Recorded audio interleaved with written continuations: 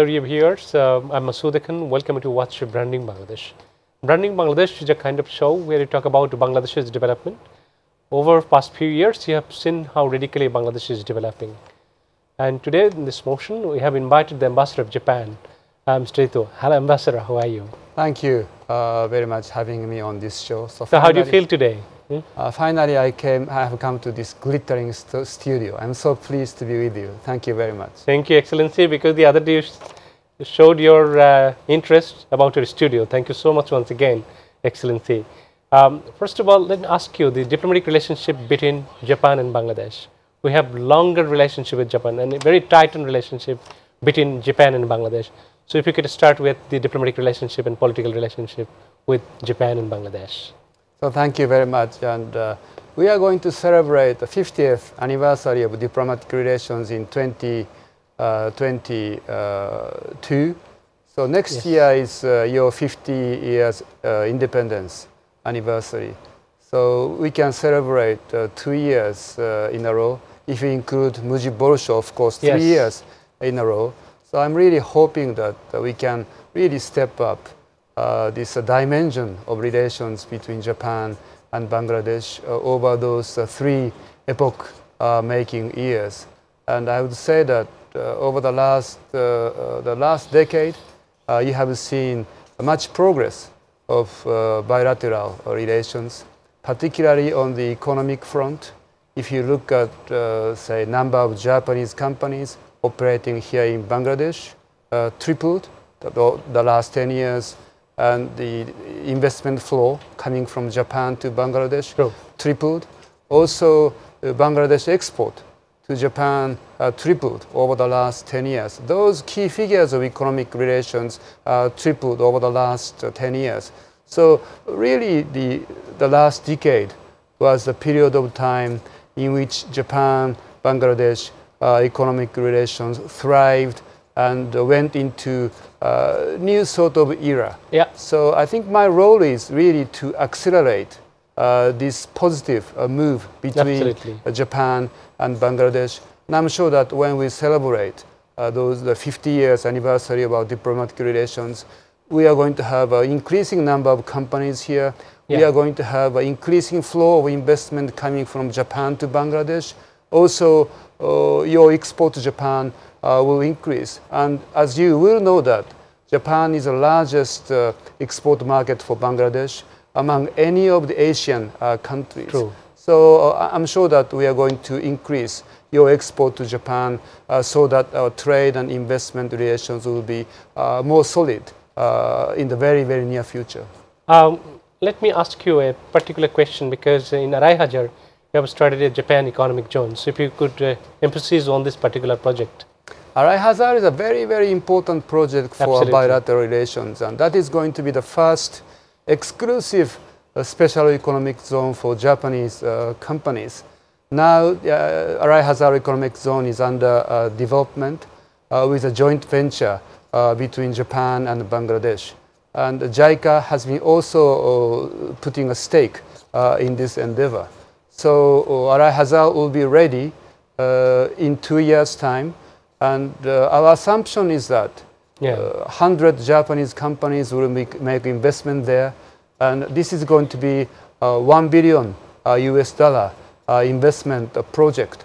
So nowadays we have about 60 million US dollars annually. That's an investment coming from Japan to Bangladesh. So if we are to have $1 billion investment into Arai Hajar, that's going to be a real game changer in terms of investment relations between Japan and Bangladesh.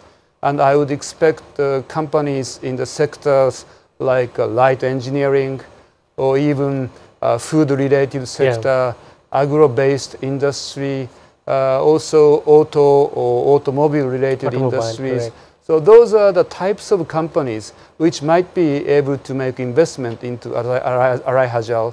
And once we are successful in Arai Hajar, I'm sure that Japanese economic zone will be even beyond Arai Hajar and some other special economic zone. One of the possibilities is this Bangabandhu Silpanagar special economic zone. because one of the Japanese companies, Sojitsu, is going to develop through feasibility study for the first this Silpanagao, Bongobondu Silpanagao economic zone. And one success will follow another. Two successes will follow another. So I think there is going to be, hopefully, a good positive cycle once this Arai Hajal is on board and very much successful. But this Arai Hajal special economic zone will really change the perception or mindset of Japanese prospective investors. And together with the development of Arai Hajal special economic zone, important thing I want to stress here is that there will be development of infrastructure here in Bangladesh. As I said in beginning, that this is a very tight relationship. The bond is huge. And we all know that culture is a huge bond again. So if you could say something about the cultural exchange between Japan and Bangladesh, because a lot of Bangladeshi people, they have a huge knack learning Japanese language as well. So if you could say about the cultural exchange between Japan and Bangladesh in particular. I'm so pleased with the way the young people, the young Bangladesh people show strong interest on Japan, Japanese culture, Japanese languages. And if you look at, say, the situation in Dhaka, increasing number of Japanese language schools are now being opened. An increasing number of youngsters of Bangladesh now studying Japanese. So I'm really hoping that Japan can field the increasing number of language teachers so that the quality of education will even improve here in Bangladesh on Japanese. And increasing number of Bangladesh people are now studying Japan through this Japanese government scholarship, also JICA's scholarship. So more than 100 people every year going to Japan to study. I think this is a real asset for the two countries. And those young people studying in Japan are the ambassadors. You know, they have a really great knowledge on Japan, deep understanding on Japan. And once they come back here, so they will be a real asset for developing partnership, human-to-human contacts through cultural relations. And on cultural side, I was so impressed and rather surprised to know that even young people here are showing strong interest on Japanese pop culture. It is, like animation, and also you have two big animation festivals here in Dhaka. But each one of those large number of bands for music are playing Japanese anime songs, and they're really enthusiastic about the pop culture of Japan as well. So I would say that beyond 50 years of our relations, those young people will really going to continue good tradition of cultural bonds and friendship between the two nations. So I'm really optimistic about the way young people here leading cultural relations and human exchange towards the future. Excellent. So, Excellence, with this happy note, let's take a short break. Dear viewers, let's take a short break. Come back soon. Stay with us. Hello, dear viewers. You're watching Branding Bangladesh. We are talking to the ambassador of Japan. Well, do you know that Japan is also hiring some workers from Bangladesh as well? So if you could say something for the viewers as well. Yes. Between the governments, we concluded memorandum of understandings on this trainee program, as well as a specified workers program in 2018, as well as 2019. So on the basis of those MOUs, now increasing number of Bangladesh workers being sent to Japan. So my hope is that increasing number of young people will go to Japan for employment opportunities and training opportunities. This is for a period of 3 years or so? Up to 5 years, if they go on these specified workers, skilled workers programs. So far, we have not yet have Bangladesh people who are in Japan on this specified sector skilled program, workers program. But I'm sure that with the joint efforts of both sides, people will go to work for Japan altogether 5 years. This is a new scheme which Japan introduced only just over 1 year ago. So it's a new program, but I'm sure that with the efforts of, say, training institute, as well as a language institute here in Bangladesh, also important thing is we really need to do a matching of supply and demand between the two countries. So with increased effort, I'm sure that increasing number of young Bangladesh will go to Japan for training purpose or work purpose in sectors such as caregiving or even nursing, construction, agriculture, fishery, hotel industry, restaurant, you name it. But you know, in light of experiences and track record of those young Bangladesh people who have been to overseas in other countries, I'm sure that this is a very promising area of cooperation between the two countries. Excellent, Excellency. Another very pertinent question I'm going to ask you. Rohingya refugee, our Prime Minister, Honorable Sheikh Hasina, has sheltered around 1,100,000 people or more than that. So if you could give your remarks on this particular issue. I do really commend what the Bangladesh government has done in sheltering Rohingya refugees, particularly after the influx of people from the other side of the border in 2017. And with the efforts of Bangladesh people, as well as the cooperation from international community, including United Nations organizations, as well as non-governmental organizations. Now, I would say that this humanitarian operations for Rohingya refugee is very much a successful operation. Yes, of course, there are some challenges we need to address right now and even in the near future. But first and foremost, I really would like to commend what the Bangladesh government has done for the benefit of Rohingya refugees. But important thing here is to find a lasting solution. So in order to find a lasting solution, we really need to bring about enabling environment for early repatriation. So far, we have not seen the progress on the front of repatriation, but we have the Myanmar government, I would rather, finished this general election November last year. So I think 2021 should be the year when everybody, every stakeholder makes a conscious effort so that the process of repatriation will start next year.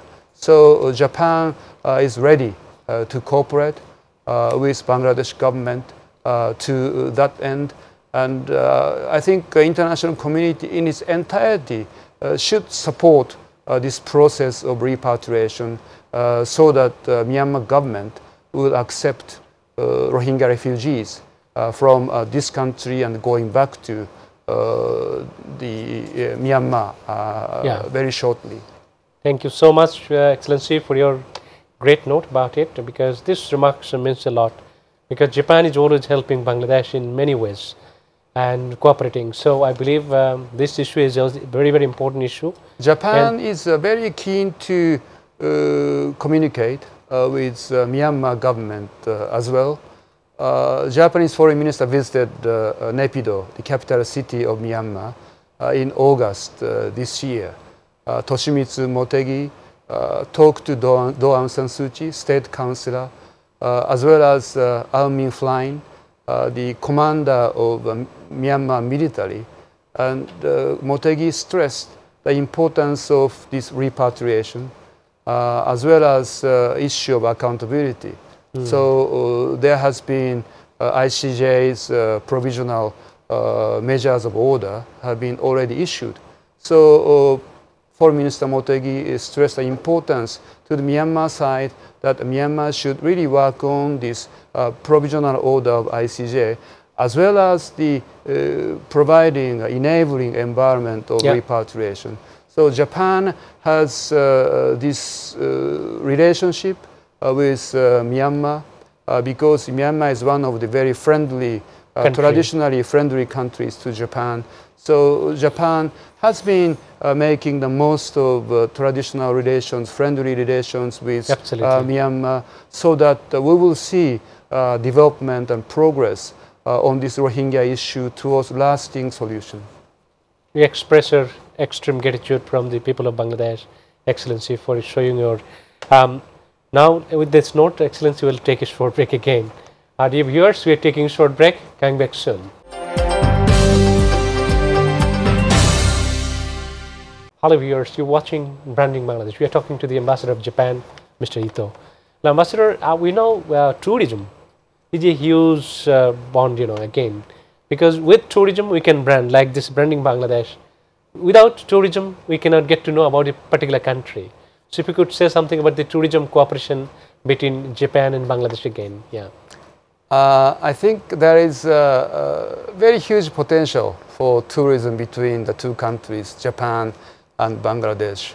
So although in spite of the resources of tourism in Bangladesh, I think we have yet to discover, we have yet to develop those potential resources here in Bangladesh. I'm conscious that the government here, particularly Honorable Prime Minister, is keen to develop tourism industry here in Bangladesh. Not only those tourist spots like Sundarban or Cox's Bazar, but also some of the potential ecotourism sites are now under development. So my hope is that increasing number of Japanese people will visit Bangladesh, even for tourism purposes. This is going to be a new discovery for Japanese visitors. But through tourism, Japanese people can have an even better and deeper understanding on Bangladesh, people, culture, history, geography. And when I had a chance to speak with Honorable Prime Minister, even Honorable Prime Minister mentioned and stressed the importance of tourism, connecting the two peoples between Japan and Bangladesh. Thank you so much, Excellency, the way you describe things. And another is Matarbari Seaport project, which I left. If you could give your remarks on this particular project, actually. Matarbari is a very, very important project for both of us, the two countries. So Matarbari will be the first deep sea port for Bangladesh.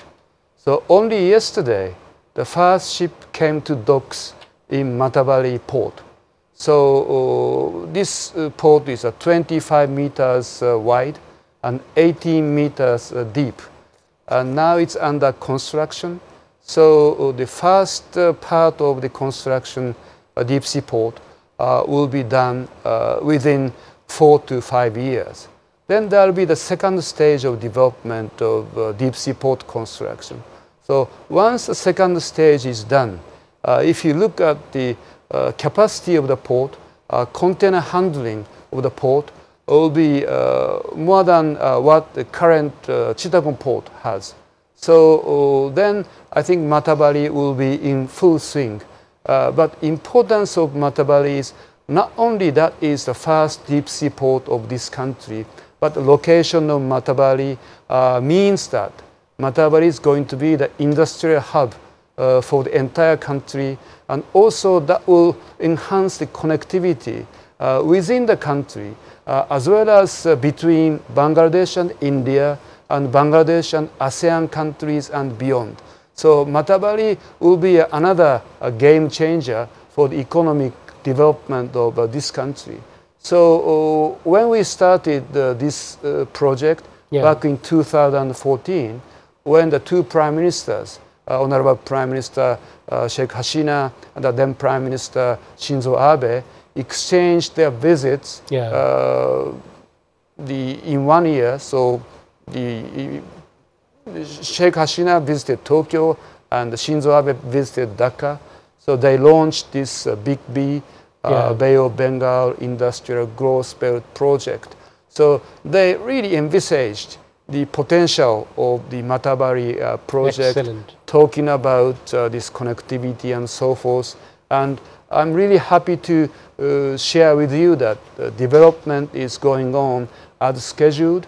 And even during this corona pandemic period, throughout the Japanese engineers stayed in Matabari so that the pace of work will go as scheduled.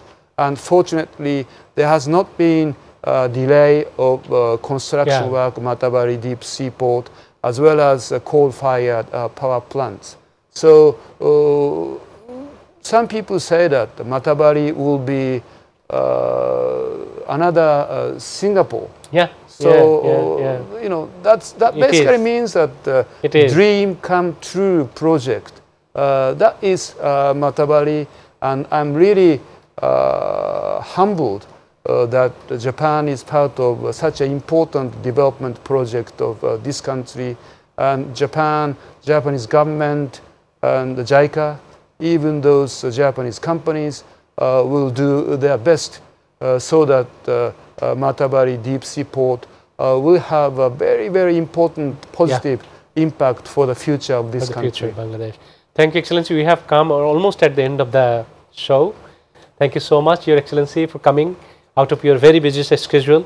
You make it happen. Thank you so much once again. Thank you very much, Masood Bhai. So thank you, Excellency. Thank you very much. Thank you. Viewers, we have interviewed the Ambassador of Japan. You have learned so many things about Japan and Bangladesh relations. Once again, thank you very much, viewers. Again, we welcome you to watch my next show. Thank you very much.